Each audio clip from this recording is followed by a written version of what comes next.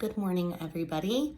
It's Allie, and it's Thursday, which means you have made it to the T, and I really appreciate you for being here. If you're not already, please follow us on all of our social media, especially with Black Friday and Cyber Monday coming up. You're definitely going to want to be on all that stuff. We're on Instagram, Twitter, and TikTok at BodyCandy. We are bodycandy.com on Snapchat, which is also our website. And then we are facebook.com/bodycandybodyjewelry, youtube.com/bodycandybodyjewelry, and pinterest.com/bodycandy. So now that we're through all of that, hope everybody had an awesome week. As you can hear and maybe see, I am still having a major allergy situation. I did not have allergies before this year. Thank you, body, for gifting me with such beauty. It's glorious. In better news, my ear is healing really well. Just to give you a quick update there. For anybody that maybe missed last week or hasn't been here for this journey, I got all 3 of these piercings in one sitting right at the beginning of October. So I've had them about a month now. And my healing process has been very wonderful, very wonderful. I've had really literally barely any swelling, definitely nothing excessive. I'm not really red. I had a couple weeks that were very itchy. That seems to have passed, thank goodness.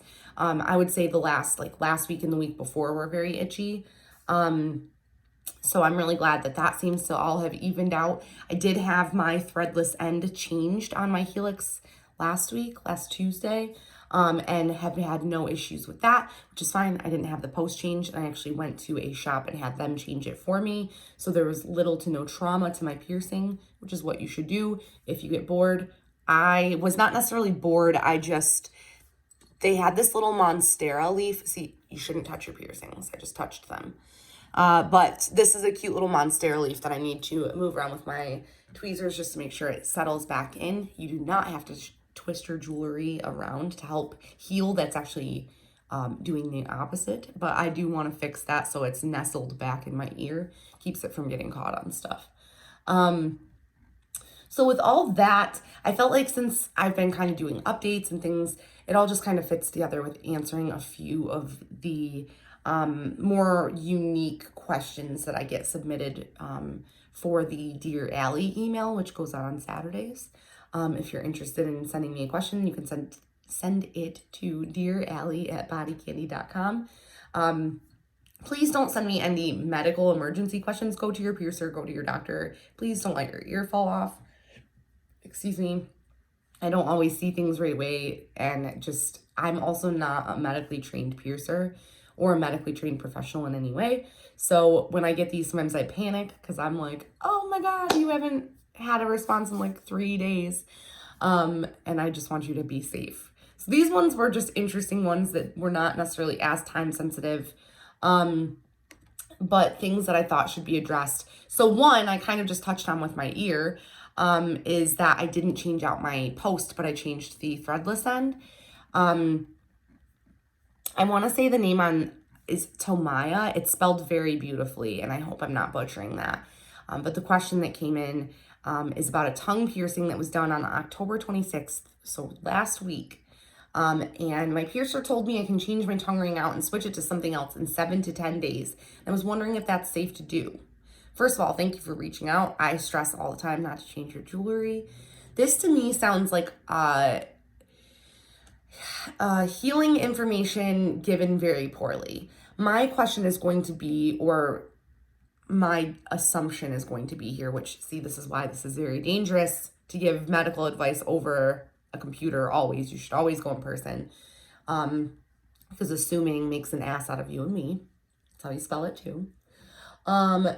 My question would be, maybe your piercer thought to shorten your bar length after 7 to 10 days, but that shouldn't be something that you just willy-nilly do with no guidance or direction or with jewelry that you didn't get from your piercer.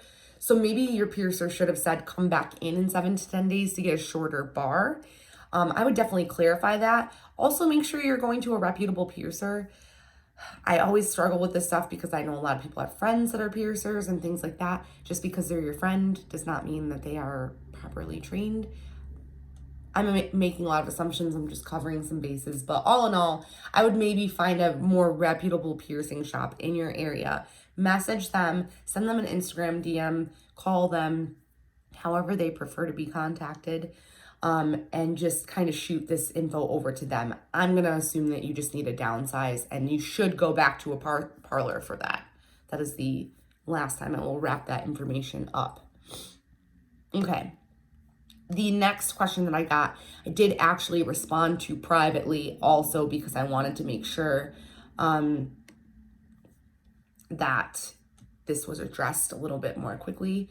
So this is from Brooke. Brooke said, "Dear Allie, new to your page, and I find it very interesting. I was thinking you might be able to help me with some advice." I hope I can, Brooke. I went to a piercing place that my cousin goes to, and I wanted to get my navel pierced. The piercer told me that my belly button was in a horizon shape, therefore it would either get infected or would reject no matter what I would do, even if I cleaned it a lot.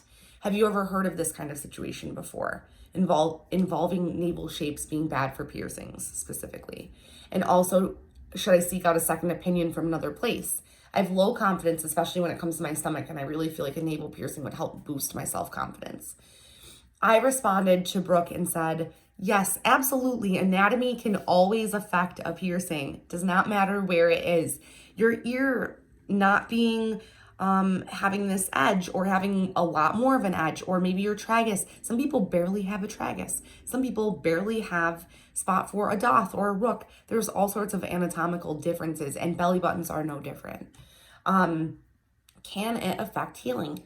Absolutely. Especially if you have something where there's maybe a pocket created, where you're going to really trap dead skin and oils and things like that. That's where you're going to end up into a place of, you can clean your piercing 5 times a day, but it's not really good for it. So you're going to be cleaning because you need to clean, but you're going to clean too much. And it sounds to me like this piercer was reputable and gave you solid information. I know it's hard for people to hear this, but not necessarily. Brooke, in general, sorry y'all, I have to get my tissue here really quick. When a piercer tells you no to something because of your body or your anatomy, as hard as that is to hear, and I know it's easy to say, well, I'll just go somewhere else and get it. Maybe you shouldn't do that. And the next person that you go to might not be as reputable and might just want your money. And that was the second part of my message to Brooke, was to be very careful if they do decide to get a second opinion. My final piece of advice on this, and I've been really going after this on social media this week too, go on Pinterest, go on Instagram.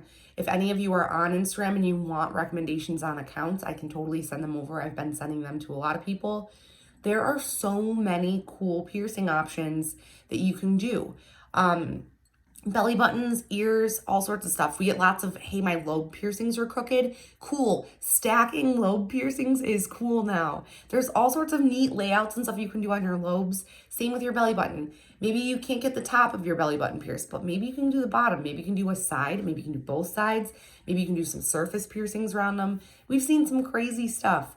Don't be afraid to get creative and talk to a professional piercer that wants to be creative with you. They're going to help you find a solution. Totally understand and agree about the confidence thing.